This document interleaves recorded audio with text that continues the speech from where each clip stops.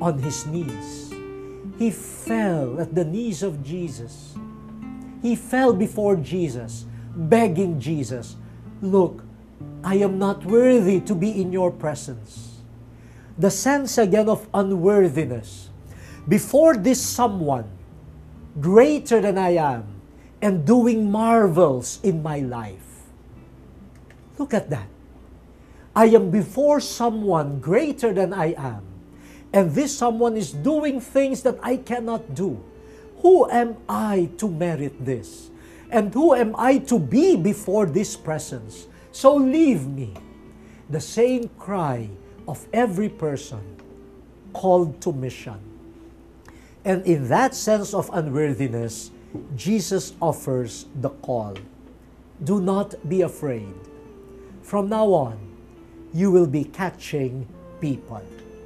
In fact, we can even say that what Jesus did before the miraculous catch was already some sort of a hint to Peter and his companions about the shift or change in their fishing activity.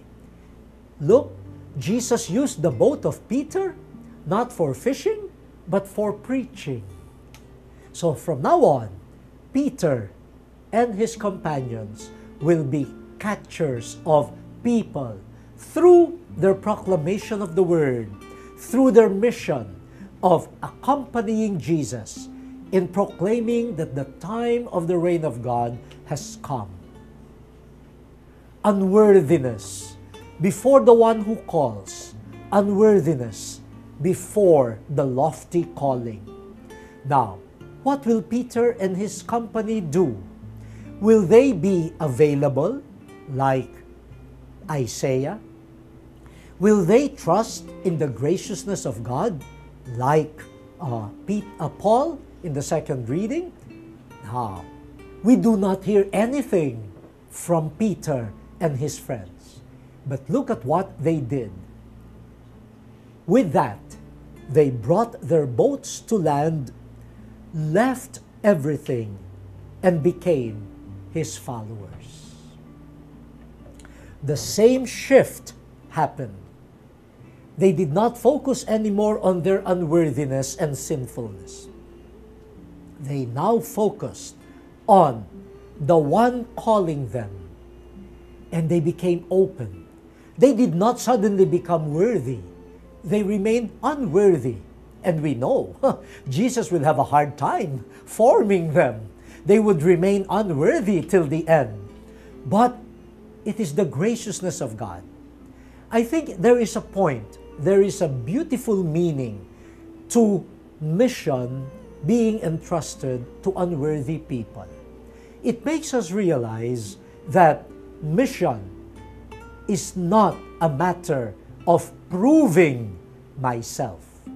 Mission is not accomplishing for success what I want to accomplish. Mission is an act of humility.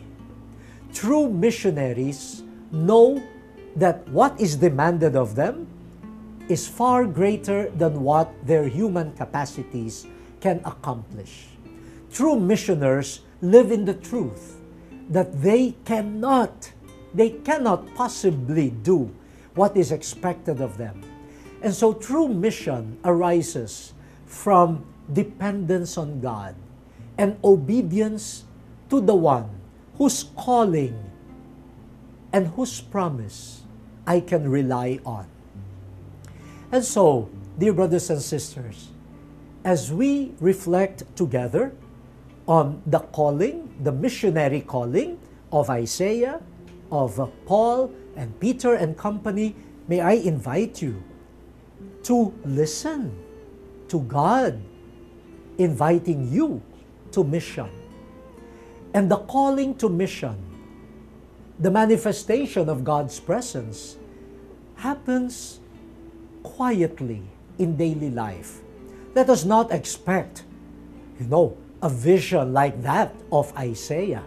Let us not expect a dramatic manifestation of the risen Lord like that experienced by Paul. Let us not wait for a miraculous catch.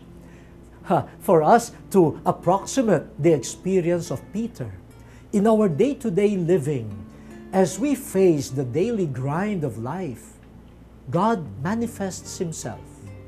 And when God manifests Himself in His graciousness, that means God has a mission for us to accomplish. But make sure that we respond in mission not because of pride, not because of ambition, not because of a sense of image building. And I'm appealing to our candidates for these coming elections. If you say you are motivated by a sense of mission, let it be truly mission. And let it be shown to us, let it be manifested to us that you are truly humble, that you have a deep sense of your unworthiness before the grand mission of leading us. And since it is also the year for the clergy, I am inviting especially the priests and all of you who love your priests to please make this year extra special in reawakening the sense of unworthiness that will not prevent us from being zealous and fruitful in mission, but an unworthiness that makes us humble, makes us open to the grace of God, who will accomplish what our human capacities cannot accomplish. May I end this reflection with a personal sharing. You know, I have just completed 8 years of being a bishop. And up to now, you know, even in little activities like doing confirmations or performing weddings or giving talks, you know, sometimes I am awakened to the fact that, yes, I am a bishop. And I cannot help but ask the question, why me? There are people there who are more talented, who are more righteous, who are more equipped and prepared. You know, why me? And I melt before this grand calling. And up to now, I move to tears whenever I realize that I'm truly a bishop. Tears, not only of joy, but tears of the experience of Peter. Depart from me. Stop loving me, Lord. I'm not worthy of your love. But something mysterious also makes us going. The grace of God that makes me refocus, not on my own capacities, but on what God wants to do through a humble and unworthy servant. And then I'm just amazed at the fruitfulness of a mission that I cannot attribute to myself. I cannot claim the credit.